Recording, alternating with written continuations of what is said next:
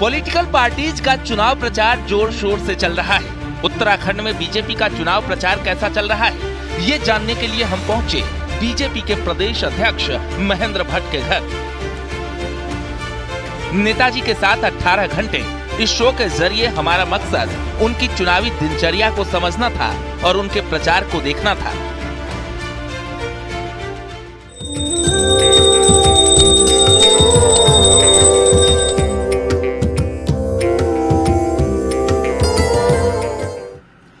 चुनाव प्रचार के शोरगुल के बीच नेताओं की व्यस्तता भी जबरदस्त ढंग से बढ़ गई है।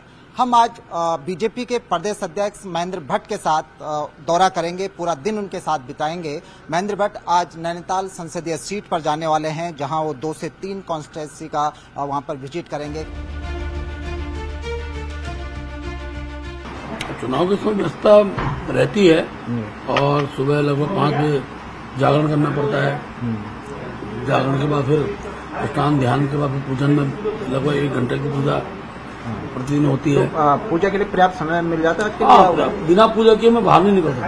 अच्छा, सुबह शाम बिजी रूटीन है। घर जाने का टाइम मिल जाता है? मतलब नहीं होता, घर तो काफी समय हो गया है। अब तो मुझे लगता है पिछली बार तब तक जाना नहीं हुआ। अच्छा, 18 दिन से घर जाना नहीं? हाँ, अभी प्रयास करते हैं लेकिन कार्यक्रम लग जाता है। सारे तो कार्यक्रम प्रचार में आता है, कुछ ऐसे विषय होते हैं, इनमें चर्चा करनी होती है, उसके लिए वर्चुअल बैठक की जाती है। नहीं तो कई बार कार्यक्रम घर में भोजन होता है, लेकिन भोजन पे बहुत ध्यान देता है।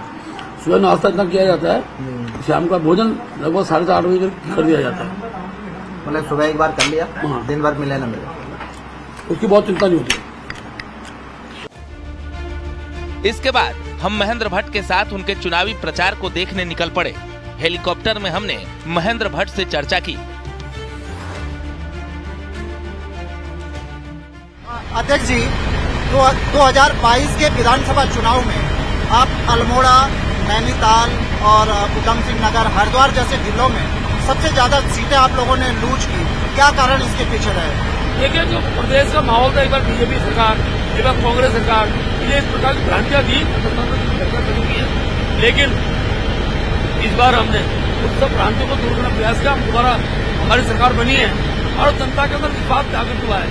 पिछले 10 वर्षों कार्यकाल में मोदी जी ने जो काम किए हैं वो जनता के समूह गए और वही काम भारतीय जनता पार्टी जीतने माध्यम बन रहे हैं। प्रदेश के मुख्यमंत्री पुष्कर धामी जी द्वारा जो नजीर पेश की गई है वो भी इस बार के चुनाव में वाले सहायक सिद्ध होगी। और मैं तय किया है कि इस बार 70 की 70 विधानसभाएं हमको लोकसभा में जीतने देंगे। आप लोगों ने नारा दिया है कि हम प्रत्येक सीट को 5 लाख वोटों के अंतर से जीतेंगे, ये तो नारा हो गया।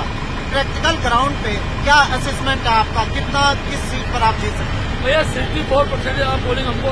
पिछली बार हमारे यहाँ जो विधानसभा हुआ लोकसभा, इस बार मैं विश्वासपूर्वक कह सकता हूँ मतदान प्रतिशत भी बढ़ेगा और भारतीय जनता पार्टी 5 लाख वोटों से प्रत्येक लोकसभा जीतेगी। क्योंकि जनता, ये चुनाव बीजेपी से जनता भी लड़ रही है और जनता मोदी को चाहती है। हर घर का वोट मोदी जी को मिलने वाला है। देश के विकास के लिए जनता भी सहायक होगी। अध्यक्ष जी, अगर आप तो 4-5 लोकसभा में घूम रहे हैं दिन रात, सबसे ज्यादा किस लोकसभा में आपको वोट मिलने की उम्मीद है? कहाँ ज्यादा मार्जिन रहने वाला है? जी देखिए, निश्चित रूप से जो जहाँ मतदाता ज्यादा होते हैं वहाँ मत प्रतिशत बढ़ता है। तो हमने उधम सिंह नगर है, हरिद्वार है, या बहुत बड़ी संख्या में मतदाता रहते हैं, वोट तो यहाँ ज्यादा मिलेंगे। महेंद्र भट्ट का कार्यकर्ताओं ने जमकर स्वागत किया और उनके साथ मीटिंग की। इस दौरान हमने लोगों से उनकी राय भी जानी। ऐसा कुछ नहीं है, मेन मुद्दा तो ये है कि जो ये हिंदू मुस्लिम का ज्यादा चक्कर है, मेन मुद्दा तो यही है मेरे ख्याल से। क्योंकि मैं तो यही सोचता हूँ, और कोई ऐसा विशेष प्रोग्रेस तो है नहीं खटमा के अंदर। बनभूलपुरा कांड भी इसी सीट पर हुआ। हाँ, बनभूलपुरा कांड हुए, कई और कांड है, बांग्लादेश की हालत है, केरला की हालत है ना। तो देश में कहीं ऐसा न हो कि सांप्रदायिक शक्तियां जो आ जाए, वो हम नहीं चाहते हैं। अभी माहौल तो देखिए एक तरफा जा रही है सीट, मोदी के नाम पे ही वोट पड़ रहा है। कांग्रेस का तो कुछ पता ही नहीं है कि कांग्रेस वाले हैं या नहीं है, कैंडिडेट ही नहीं है इतना अच्छा, है ना। और यहाँ बात जाती है कि अजय भट्ट की सीट निकल जाएगी, क्योंकि आजकल मतदाता जो है मोदी के नाम पे, फिर ऊपर से धामी जी हैं। धामी जी का नेतृत्व इतना अच्छा नेतृत्व है कि बस उत्तराखंड में धामी धामी चमक रहे हैं इस टाइम। भारतीय जनता पार्टी के द्वारा जिन बूथों में हम लोग हारे थे उन पर हमने पन्ना टोली का निर्माण कर उन बूथों को टारगेट कर जहां पर हमको वोट परसेंटेज कम मिला था बूथों का ग्रेडीकरण कर ABCD इस प्रकार से बूथों का हमने ग्रेडीकरण किया। निश्चित रूप से खटीमा विधानसभा में हम 2022 में हारे जरूर थे, लेकिन मत प्रतिशत की दृष्टि से हमको माननीय मुख्यमंत्री जी उससे पूर्व 2 बार वहां से विधायक जीते थे और दोनों बार के विधायक बनने के लिए उनको 29,000, 30,000 वोट मिलते थे। 2022 में खटीमा की जनता ने 42,700 कुछ वोट वहां भारतीय जनता पार्टी को दिए हैं। खटीमा के बाद सड़क मार्ग से हमारा अगला पड़ाव था नानक मत्ता, जहां पर महेंद्र भट्ट ने कार्यकर्ताओं से मीटिंग की। मीटिंग के बाद महेंद्र भट्ट एक कार्यकर्ता के घर भोजन करने भी गए। बीजेपी प्रदेश अध्यक्ष महेंद्र भट्ट खटीमा और नानक मत्ता 2 विधानसभाओं को कंप्लीट कर चुके हैं। यहां पर उन्होंने चुनाव प्रबंधन समिति की मीटिंग ली और इन विधानसभाओं की कोर कमेटियों की भी मीटिंग ली। अभी एक कार्यकर्ता के घर वो खाना खाने यहां पर पहुंचे हैं। भट्ट जी, इसके बाद आगे का क्या कार्यक्रम आपका रहने वाला है? विलंब तो हो गया, 4 बजे भोजन हो रहा है, लेकिन इसके बाद हमारी एक विधानसभा हो रहा है, किच्छा विधानसभा में जाऊंगा और कार्यक्रम में उत्साह है।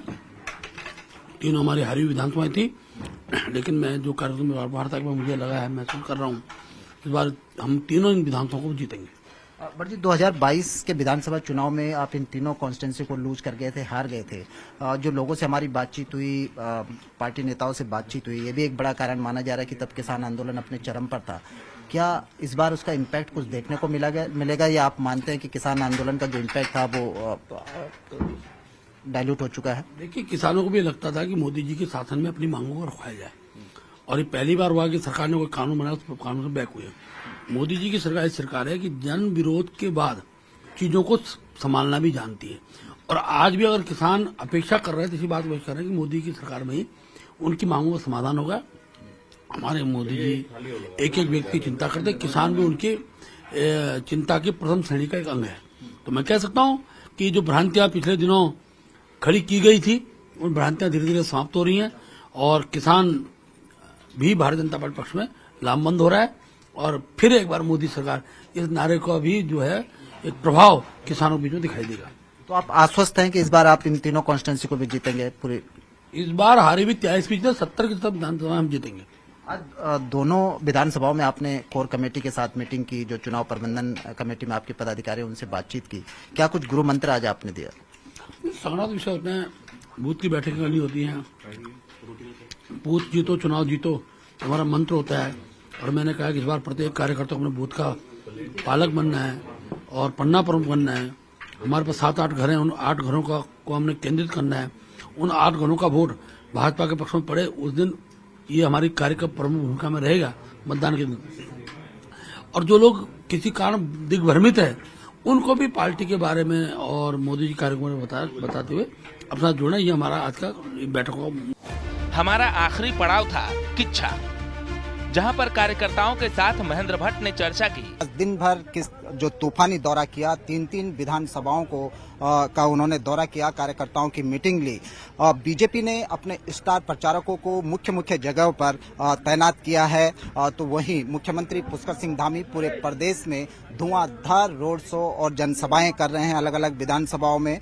तो वहीं बीजेपी के प्रदेश अध्यक्ष 29 विधानसभाओं पर फोकस किए हुए हैं, जिनको बीजेपी 2022 के विधानसभा चुनाव में हार चुकी थी। आप देख सकते हैं कि यहाँ पर हेलीपैड है, ये किच्छा का हेलीपैड है। महेंद्र भट्ट सुबह यहाँ पहुंचे थे, अब शाम को वापसी है देहरादून के लिए, लेकिन हेलीपैड पर भी बीजेपी कार्यकर्ताओं से ज्वाइनिंग यहाँ पर करा रही है। तो आप देख सकते हैं कि कितना बिजी शेड्यूल और कितनी व्यस्तता यहाँ पर है। अध्यक्ष जी, यहाँ पर हेलीपैड पर भी आप ज्वाइनिंग करा रहे हैं? परिवार के अंग बने हैं, अपने ब्लॉक प्रमुख जी हैं, और हमारे प्रधान जी कहाँ हैं? प्रधान कौन सी ग्राम सभा? हेड़ाखाल ग्राम के प्रधान जी हैं, ब्लॉक प्रमुख है। बड़ी संख्या में लोग हैं, थोड़ा विलम्ब हो गया है, लेकिन मैं कार्यक्रम तीनों विधानसभा कार्यक्रम में मेरा रहना हुआ और बहुत उत्साह है। इस बार ये जो तीनों विधानसभा जहां मेरा प्रवासन पिछली बार हारे थे, इस बार मैं दावे से कह सकता हूं ये विधानसभा अच्छे मतों से जीतने वाले हैं। दिन भर की दौड़ धूप के बाद महेंद्र भट्ट वापस देहरादून एयरपोर्ट आए, जहां देर रात तक उनकी मीटिंग का सिलसिला चलता रहा। ऐसे में बीजेपी की कोशिश है कि अपना कुनबा बढ़ाया जाए, अधिक से अधिक वोट बैंक को अपने पाले में खड़ा किया जाए, अपनी ओर आकर्षित किया जाए। कैमरा पर्सन दीपक उपाध्याय के साथ सुनील नौपरबात, न्यूज़ 18 नैनीताल, उधम सिंह नगर।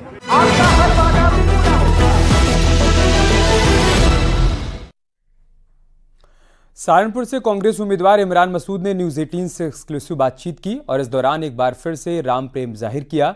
इमरान मसूद ने कहा कि देश में बहुसंख्यक राम हैं तो अल्पसंख्यक लक्ष्मण हैं। इस दौरान इमरान मसूद ने और क्या कहा वो भी आपको दिखाते हैं। पश्चिमी उत्तर प्रदेश के गद्दावर नेता इमरान मसूद सहारनपुर लोकसभा सीट से तीसरी बार चुनाव लड़ने जा रहे हैं। बिल्कुल पीक पर है, सिर्फ 7 दिन बचे हैं वोटिंग के लिए। और इमरान मसूद पहले राम राम पर आए और अब मंदिर भी जा रहे हैं। कैसे बदला इनका मूड, जानते हैं इमरान मसूद से। इमरान भाई, अच्छा मुझे अरे शुक्रिया, लेकिन आप ये बताइए कि मैं तो जैसा था वैसा हूँ, आप लोगों ने मुझे ऐसा बना रखा था। मैं तो यही था जो आपको अब दिखाई दे रहा हूँ। मेरे तो आसपास को भी सांप्रदायिकता का भी छू के नहीं गुजर सकती। जिस परिवेश में मेरी परवरिश हुई है, जो मेरी पारिवारिक पृष्ठभूमि है, तो हम सांप्रदायिकता के तो आसपास भी नहीं जा सकते। लेकिन कहीं ना कहीं 2014 में जो जिस प्रकार से आपने कड़े बयान थे उसको लेकर अब जो है आप इतने नरम आ रहे हैं। मेरा बयान नहीं था, मेरा बयान नहीं था, वो आप भी जानते हो यहाँ की लोकल बोलचाल था और मैंने उसके बारे में 10 बार सफाई दे दी। मेरे बयान ये हैं जो अब चल रहे हैं, ये इमरान है। बिल्कुल बदल चुके हैं 2014 के मुकाबले। इस बार 2024 में बिल्कुल बदले बदले नजर आ रहे हैं इमरान मसूद। क्यों मैंने 2015 में कई तो वाकया है, वो कांवड़ यात्रा वाला, वो तब नहीं था क्या? लेकिन तब आपने दिखाया नहीं। इमरान तो वही है, इमरान कुछ नहीं बदला है। तो कैसा चल रहा है आपका चुनाव? बहुत अच्छा चल रहा है, कृपा हो रही है। अभी कृपा सारी हम पर बरस रही है, क्योंकि अहंकार जो हो गया है कि साहब ये राम को लाए हैं, भगवान को भी कोई लाता है क्या? भगवान तो खुद देने वाले हैं, दिखा करके थोड़ी ना आप नज़दीकी दिखाओगे। आस्था यहाँ से होती है, मन से। आस्था मन से होती है, दिल से होती है। अगर आप देश के अंदर बहुसंख्यक राम हैं तो अल्पसंख्यक हम भरत हैं, तो भरत की पीड़ा को, दर्द को राम बिना कहे महसूस कर ले तो वही तो राम है। तो अब राम के आदर्श पे चलने के लिए लोगों को जागरूक भी कर रहे हैं। अरे चलना चाहिए। अगर आप मर्यादित आचरण करोगे तो राम को ढूंढने की जरूरत नहीं। राम नारा नहीं विश्वास है, ये भौतिकता की नहीं मन की प्यास है।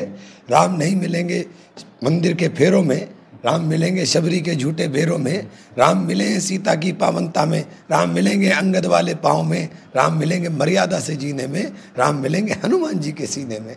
तो राम को तो आप मर्यादित आचरण करो, खुद ही मिल जाएंगे। यहाँ रुक रहे हैं छोटे से ब्रेक के लिए, जल्द लौटेंगे कुछ और खबरों के